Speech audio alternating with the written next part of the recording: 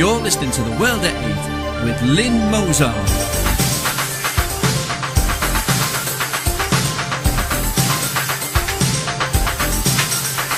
The World at 8, the number one in nationalist news. Highlights of the news today, Wednesday the 3rd of October. First arrest in little April's disappearance is an ex-soldier. Savile could be stripped of title if allegations are proved. Tragedy unfolds in Hampshire.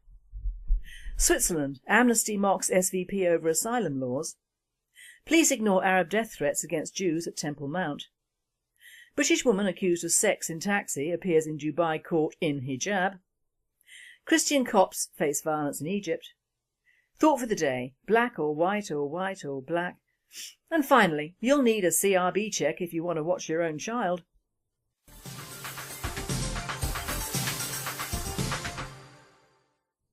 UK news. Former soldier Mark Bridger, 46, was arrested yesterday afternoon at 3:30 and is still being questioned over the whereabouts of April Jones, 5, who went missing on Monday whilst playing with friends. He was arrested on the A487 just north of the Diffie Bridge, walking in the direction of Machlineth. I do apologise to Welsh speakers, and wearing camouflage clothing. Bridger is a lifeguard and known to April's family, but is not related. Officers have urged the public to leave the search for April to trained and skilled teams. Bridger was apprehended whilst walking along a road on the edge of the town.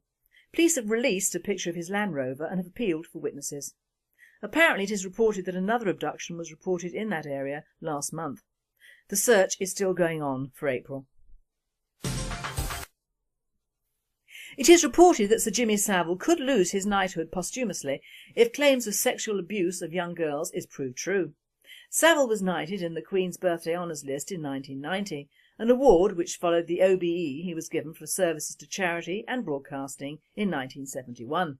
He died last year, aged 84. Apparently this move to remove his title could take place if, and I quote, they are officially censored by a professional body or convicted of a criminal offence. The latest allegation is from a 65-year-old woman who claims she became pregnant after the presenter raped her when she was a virgin, aged 16. A World Date writer comments this was nearly 50 years ago when Savile was 35. Was he a star then, and could she have reported it then? It would have saved many more assaults perhaps. On Monday's World Date there was an item on 3 bodies found in a Hampshire beauty spot. They were of Michael Pedersen, his son Ben, 7, and daughter Freya, 6. The tragedy unfolds when Pedersen, a former household cavalry soldier, who along with his horse Sefton survived an IRA nail bomb attack in London, killed his 2 children and then committed suicide. It is thought he was distraught over the breakup of his marriage from his second wife Erica, whom he attacked in a jealous rage the weeks before the split. Pedersen, the father of 4 children, had told of his anguish over the breakup on Facebook. A World Date writer comments, "This crime is one of the saddest I've read. We have here a man who survived a terrible terrorist attack in 82 which probably had severe mental repercussions. His character will now be dissected by the politically correct crowd, but at no time would I ever condone the killing of one's children. They should never be made to pay for the stupidity or mental troubles of adults, especially their own parents."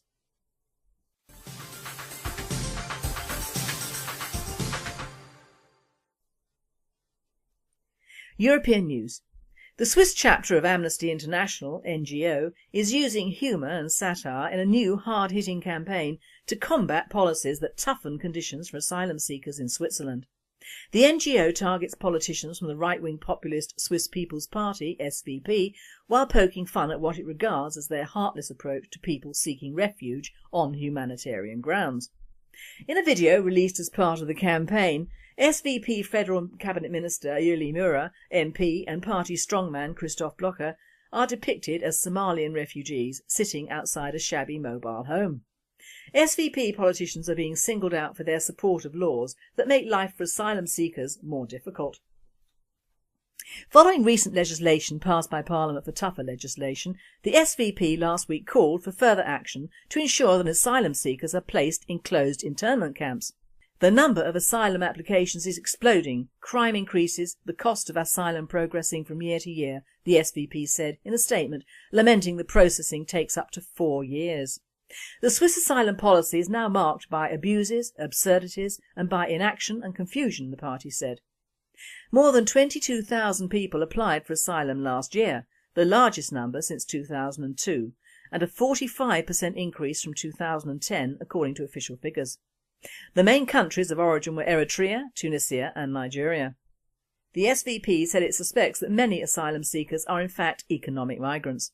A leading figure of the party, Christoph Blocher, said that those who are rejected should be deported more quickly.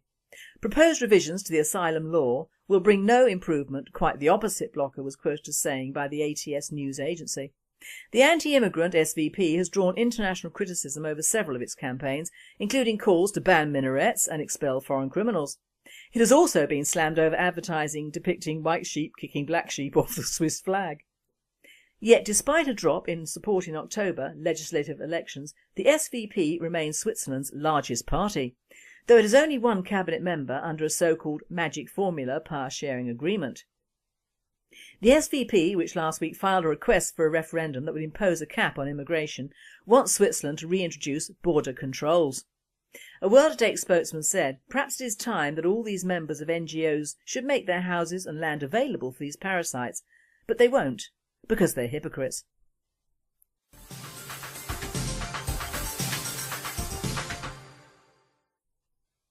World news. It has been reported that Israeli police ignored death threats made by Arabs to butcher Jews ascending the Temple Mount, but did however arrest an Arab for trying to stab a police officer. The police also arrested Likud nationalist Moshe Feiglin for attempting to pray there. Many Jews, including some from our Land of Israel movement, went to the holy site on Tuesday, despite rumours that some Arabs had plans to cause problems. The police were alerted but would provide no protection for this group of Jews. Asaf Fried, one of the group, said that when they entered the Temple Mount, it was to the cries of Allah is great from the rabble. The police stood by whilst the Arabs blocked the Jews' exit, chanting, "We will expel the Jews in blood and fire and we will butcher Jews." Luckily the Jewish group managed to leave without further harm. Earlier that day the police did arrest Feiglin, head of the Jewish leadership faction of the Likud party, alleging he was trying to pray at the Temple Mount, which is considered a crime by the police. No further reason was given for the arrest. A World at 8 writer comments, "You see, here is the real reason why Israel has such a fight on its hands. The world and most nationalists favour the Arab and Palestinian side, however I do not. I am truly impartial, but I hate to see unfairness, and the Jews have two major religions against them, ironically Christian and Muslim, although both these religions owe their roots to Judaism, and without the Jews there would be no Christians or Muslims, although in the latter case that might be a good thing." Rebecca Blake, 29, who was holding down a £100,000 a year job as a recruitment consultant, has appeared at Dubai criminal court accused of having sex in the back of a taxi. The British businesswoman accused of having drunken sex in the back of a Dubai taxi turned up at court today wearing a hijab. Blake hails from Dorking in Surrey and remembers very little of her tryst with Irish welder Conor McRedmond. She claims she had only been in the back of a taxi for 5 minutes before the taxi driver reported her, and she was very drunk. She maintains she had 5 days of hell in the local Bur Dubai women's prison. Miss Blake told the Sun paper that on May the 4th she started at noon with a 4-hour-long all-you-can-drink brunch at Dubai's exclusive Rotana Hotel. A World at 8 reporter has commented, "Well, in Dubai they certainly pander to the West's drinking habits and then condemn them for what happens or doesn't happen. Hypocrites." Christians face persecution in Egypt. From Cairo, Shahara Amin for RIA Novosti reports Christian Copts in Egypt's North Sinai town of Rafah are being forced to flee their homes. The latest Coptic exodus was triggered by an armed attack on a shop owned by a Christian town dweller. 2 days earlier, flyers had been found outside Christian homes warning residents to leave or face death. The violence is not the first of its kind in Rafah. The town's only church, the Holy Family Church, has come under several attacks from militants since it was torched and looted in February 2011 as mass protests were taking part in Tahrir Square. Copts have experienced some of the worst violence since the January 2011 uprising, including the torching of churches, the violent military assault on Coptic protesters at Maspero last October, and forced evacuations of Copts from the towns of Dashur and Amrea.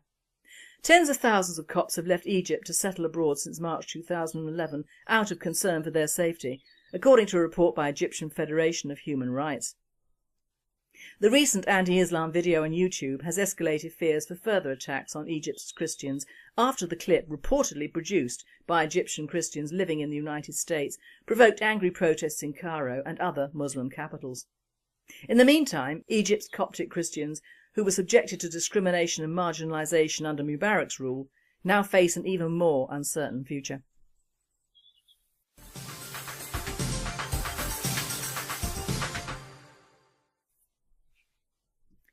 Thought for the day. Black or white or black or what? I may be sensitive on this subject, but I've noticed that in the last few days since the Times' revelations on the Muslim sexual grooming of underage girls, referred to as Asian grooming gangs, there is a plethora of bad news concerning white people. We have 2 runaways. We have the tragedy of the ex-soldier killing his 2 children, the ex-soldier being arrested in the disappearance of April, the paramedics who did bugger all to save a 3-year-old child in a nursery.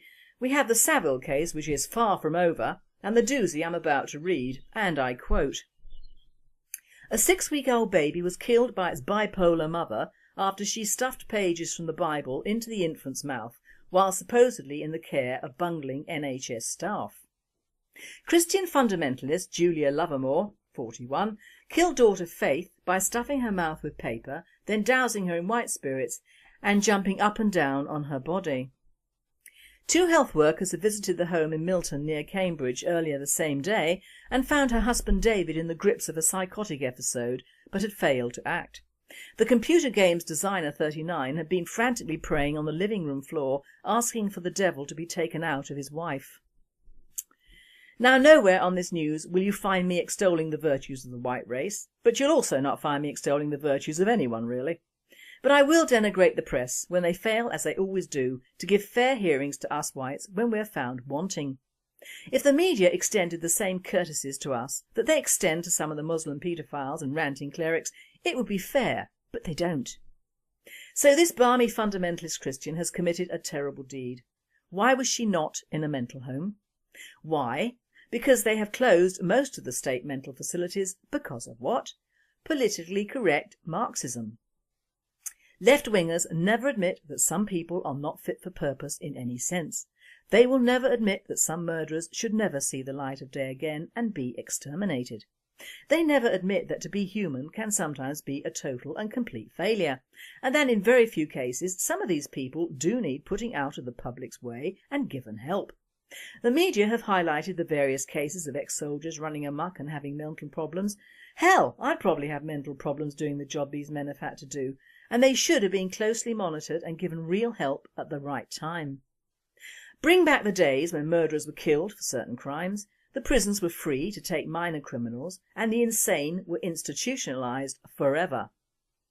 The smaller state mental homes would be free for the treatment and rehabilitation of the odd sexual pervert and people who could be treated or cured. In shutting down most, if not all, of our mental facilities, and at the same time increasing the already heavy immigration of people who have never been mentally checked, we have a time bomb.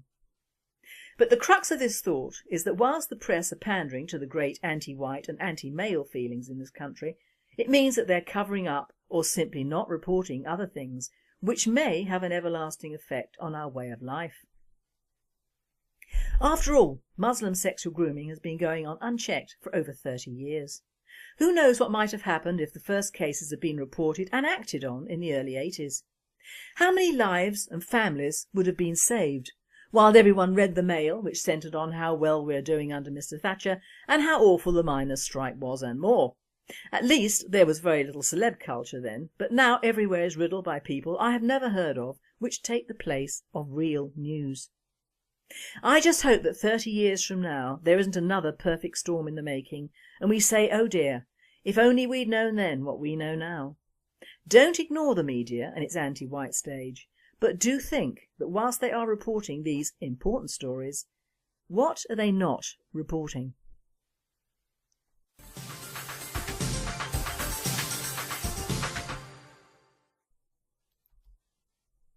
And finally, well, Big Brother has come to stay.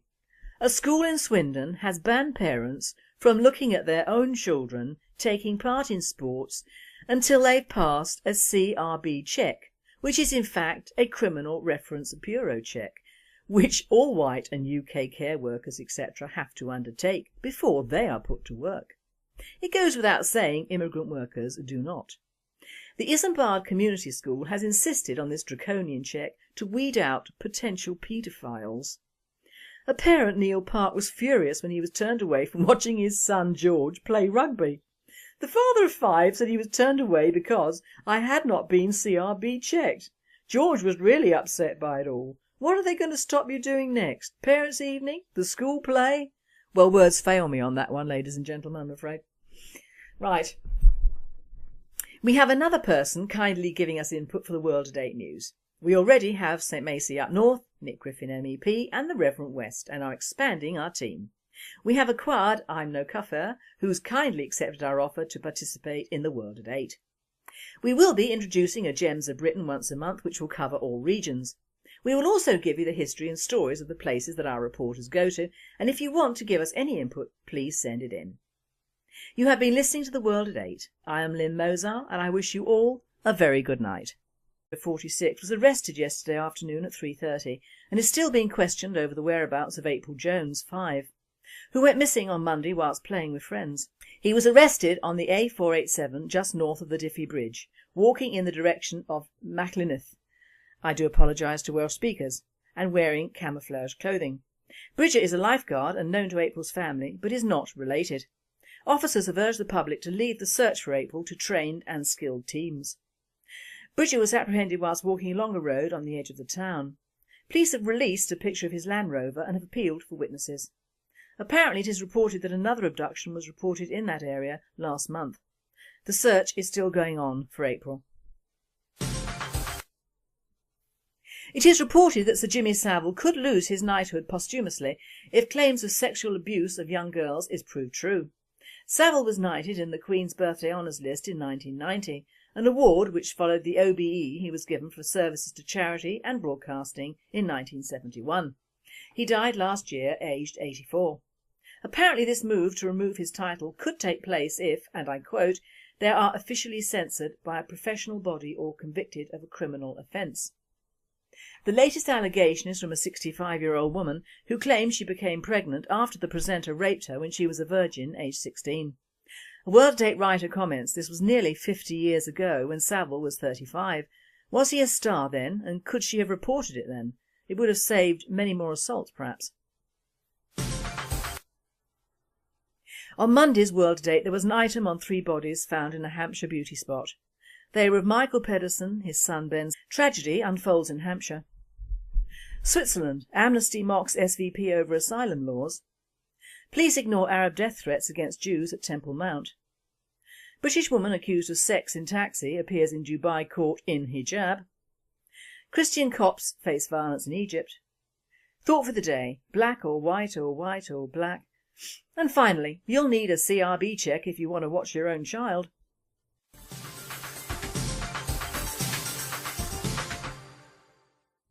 UK News. Former soldier Mark Bridger.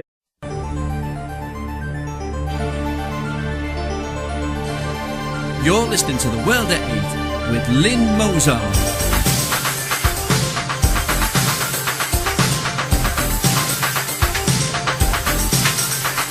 The World at 8, the number 1 in nationalist news.